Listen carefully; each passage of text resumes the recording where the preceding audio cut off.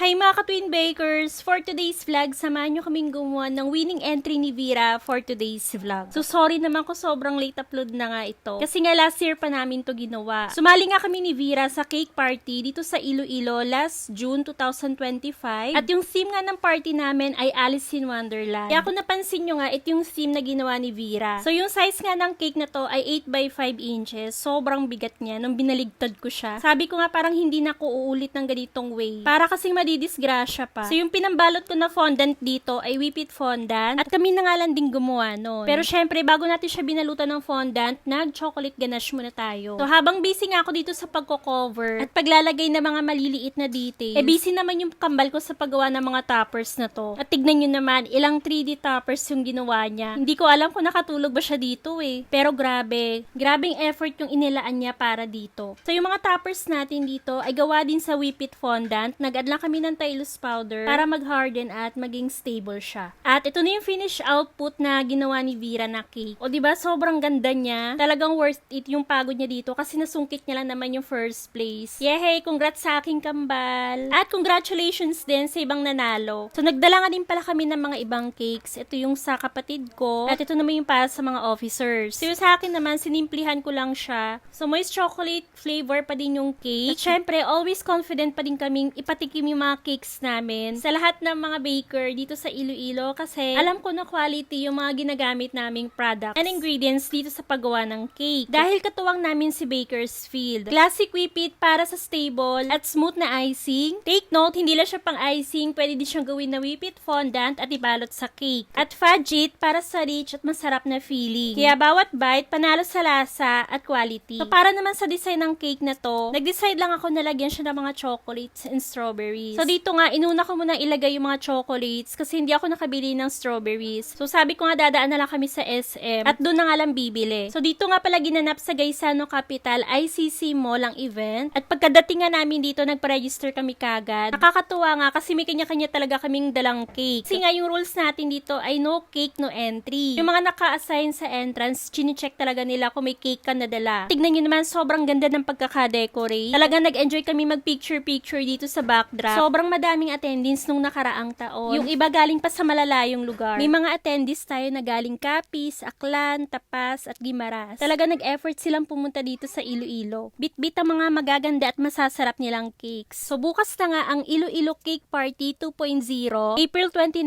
2026, from 1 p.m. to 6 p.m. nagaganapin sa SM Iloilo Terminal Market. Sobrang excited na ako makisaya kasama ang mga talented bakers ng Iloilo. At syempre, matikman ang bawat gawa nilang cakes. Kaya kung mahilig ka sa cakes, ito na yun. Hindi ka din uuwi ng luhaan kasi may only cakes na. Ang dami pa nating generous sponsors na galing sa iba't ibang brands na handa magpasaya sa ating mga bakers. At hindi lang ito about sa cakes, celebration din to ng creativity, passion, at galing ng mga Ilonggo bakers. Malay mo, ikaw na ang next na makakuha ng Best in Cake of the Year. So, napaghandaan mo na ba yung entry mo? Kaya kita-kits tayo bukas. Tikiman, kwentuhan, chismisan, at saya lahat nandito na sa Iloilo Cake Party 2.0. Kaya see you there mga ka-bakers! So after nga ng event, nag-dinner kami dito sa Elina's Cafe. Located nga pala sila sa Coastal Road, Bitoon, Haro, Iloilo City. Perfect spot talaga to unwind. Ang ganda ng ambience, cozy pero social, at ang sarap pa ng mga pagkain. Sulit na sulit dito ang bawat order mo. Kaya kung naghahanap kayo ng place to chill after a fun event or kahit random food trip lang, Elina's Cafe is definitely a must try. At kung nag-crave ka naman ng mga Arabic or Indian foods, must try din ang Jebel View Restaurant na located sa Haro, Iloilo City. From flavorful biryani, creamy curries, hanggang sa perfectly spiced grilled dishes, talagang mapapa-extra rice ka sa sarap. Hindi lang masarap, generous din sa bawat servings. Perfect for food trips with friends and family. Kaya kung gusto mo ng kakaibang dining experience dito sa Iloilo, Jebel View Restaurant is definitely a must try. So yun lang guys, thank you for watching!